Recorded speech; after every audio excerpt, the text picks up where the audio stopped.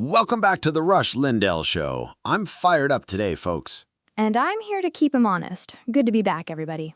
Big one today. Congress just split down the middle on 2 Iran war powers votes. And Reagan, I've got thoughts. Shocking. I know. But stick around. We're going to dig into whether either of these votes actually changes anything on the ground. We're also tracking the money side of this war. Oil's pushing past $100 a barrel, gas is creeping toward $4, and that's landing right in the middle of midterm season. Which means some Republicans are getting nervous and crossing lines they don't normally cross. We'll name names. Oh, we will. But first, this hour is brought to you by Lear Capital, America's precious metals leader since 1997. Good partner to have when the ground under this economy keeps shifting.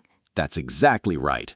Now, Reagan, before we referee any of it, I want to start with the floor vote itself, because I think most people misunderstand what Congress actually did here. Fair enough, so walk me through it. No, you walk me through it. What actually happened on that floor?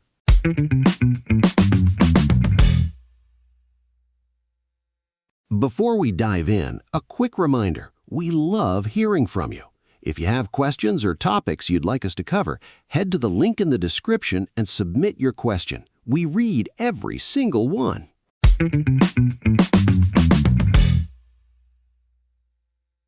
$49-47. Say it with me. 49-47. The Senate vote on the Van Hollen resolution. 2 votes. 2 votes short of forcing Trump to end this thing by law.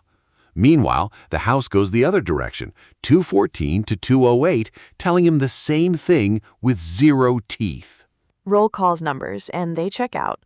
J.A. Powell's concurrent resolution, passed, nonbinding. It's a strongly worded letter with a bill number. A letter that got a majority. That's the headline nobody's saying out loud. Most of Congress, on the record, wants troops home. Sure, but...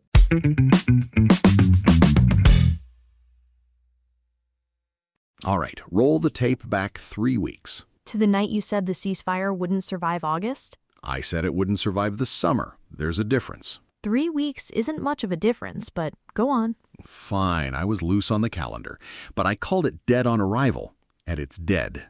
Being directionally right isn't the same as being right. You need the how, not just the doom. I called doom. Doom showed up.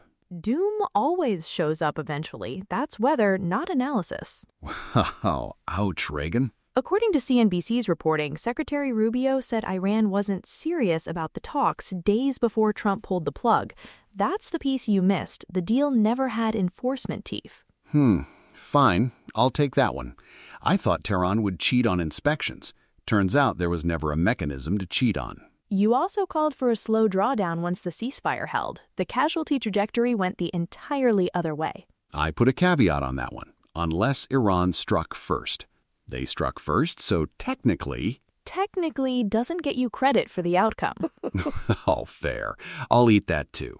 But theater's got receipts too. I've got the line where I said Tehran would break it within 30 days of any strike pause. And? They broke it in 28. Sure. My miss, since we're keeping score. I thought House Republicans would hold the line against any war powers vote. 4 of them didn't. Stripes named Congressman Fitzpatrick of Pennsylvania as one of the 4 who crossed over. I underestimated how many members are fielding calls from families who watched caskets come home. So, we're even. I get the collapse, you get the defections. Grade recorded. Same panel, next miss. Oh, there will be a next one. And speaking of costs nobody predicted. Just costs nobody predicted. Oil just cracked 2 digits. That's the bet everybody's paying for, whether they're watching Congress or not.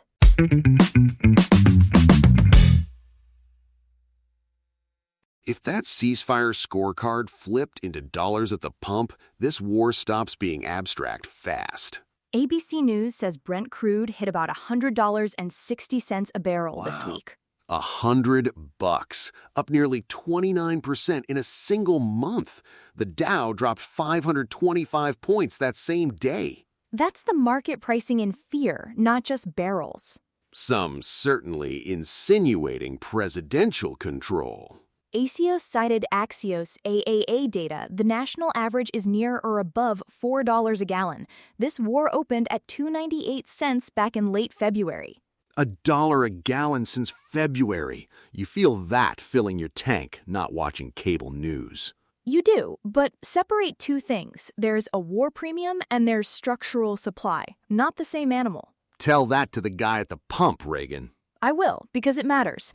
The Houthis claim strikes on 2 Saudi tankers in the Red Sea, and Hormuz is blockaded again. That's real barrels not moving.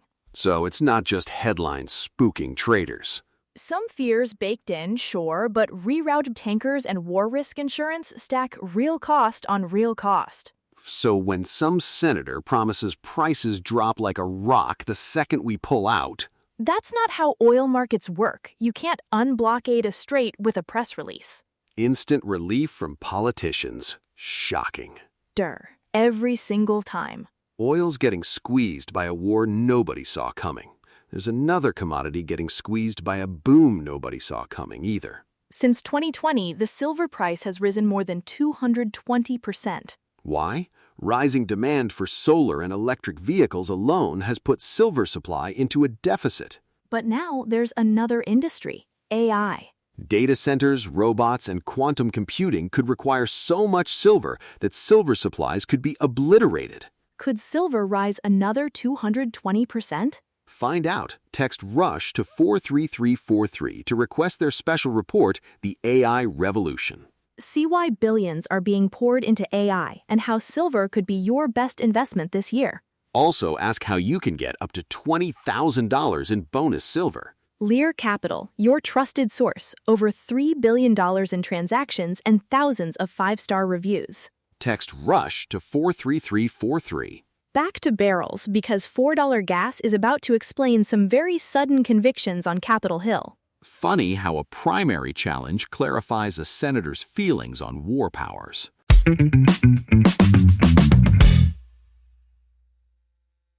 I'm calling them the Fantastic Four of fiscal... Wait, wrong issue. The Foreign Policy Four. Catchy, but consistency isn't a conspiracy rush. Massey's voted this way on every war powers measure since 2019. Sure, but Collins? She's up for re-election in a state that hasn't gone red in decades, and suddenly she finds her constitutional conscience? Or she's voted for war powers limits before, too. You don't get to assume the worst motive just because the timing's convenient for her. Fine. But CNN's reporting Trump called the Republicans who backed earlier resolutions losers who made his job harder. Which tells you everything about how he views dissent. Not as principle, just inconvenience. And here's the kicker. Gregory Meeks is threatening to force another vote and drag the administration into court over ignoring Congress entirely. That's the real fight, not who gets a nickname on Truth Social, whether the executive branch has to answer to anybody. I'll give you that one. Insults are cheap. Contempt of Congress is expensive. And Meeks is betting a judge agrees with him. We'll see if that bet pays off because Trump's Truth Social feed didn't stop at losers.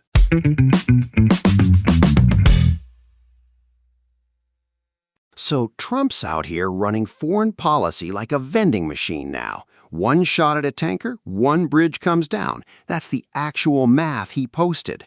A power plant for a missile. Very precise exchange rate for a man who doesn't do decimals. Right? And Tehran didn't blink. They promised to hit regional energy and infrastructure right back. So now we've got two governments trading real estate over Truth Social. And Euronews reported Trump told Axios he's close to deciding on something he called a massive attack, bigger than anything so far.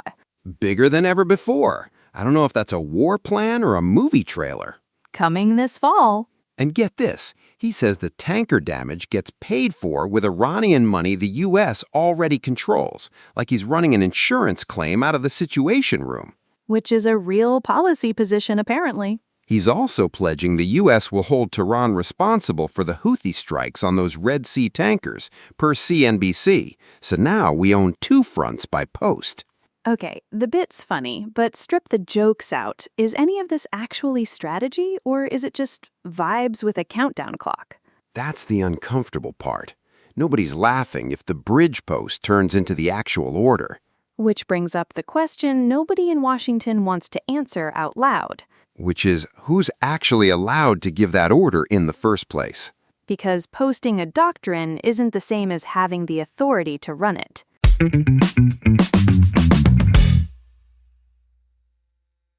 With that vote math settled, let's talk about what these resolutions actually do.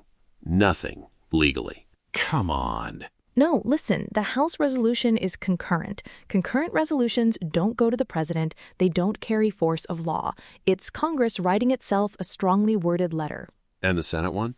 Joint resolution, binding if it passed, but even if it clears both chambers, Trump vetoes it, and overriding takes 2/3. That threshold isn't close. So Congress let it on a message, not a power. Exactly the distinction. And here's what bugs me. Both parties like it this way. Nobody's touched the actual lever, which is appropriations. Cut the funding, the war stops. Nobody's filing that bill. Because that's the one vote that actually cost you something back home. Right. Roll call's coverage of the Senate vote noted Senator Van Hollen framed this as Congress finally taking responsibility. Responsibility? Responsibility looks like a signature on a funding bill, not a press release. I'd push back slightly. Symbolic votes do build a record, but if responsibility doesn't include the money, it's a word, not a policy. A fig leaf with 190 co-sponsors. That's one way to put it. So if the institution won't use its own power, Then the check moves somewhere else, and there's only one place left that actually votes on this in November.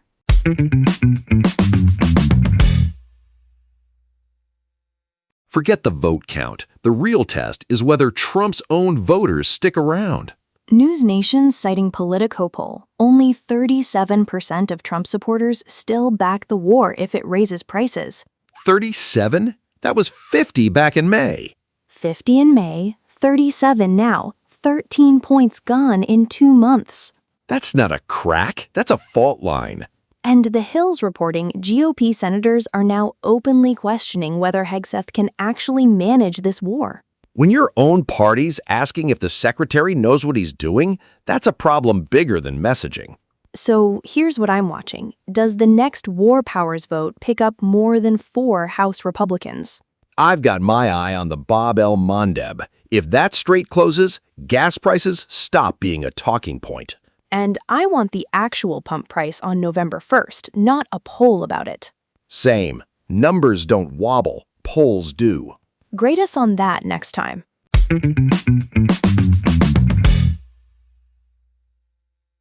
Well, the big lesson tonight, grading our own predictions is brutal, huh?